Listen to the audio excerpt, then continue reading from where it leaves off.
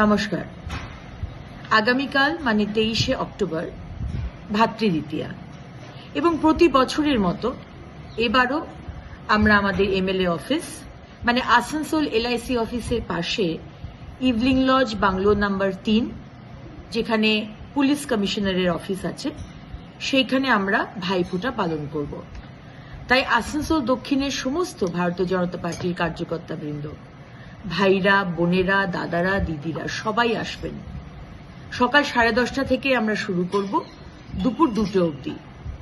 অবশ্যই দুপুরের ভোজন করে যাবেন এবং আরেকটা জিনিস, অবশ্যই কোনো উপহার আনবেন না, এটা কিন্তু দিদিভাইয়ের নির্দেশ।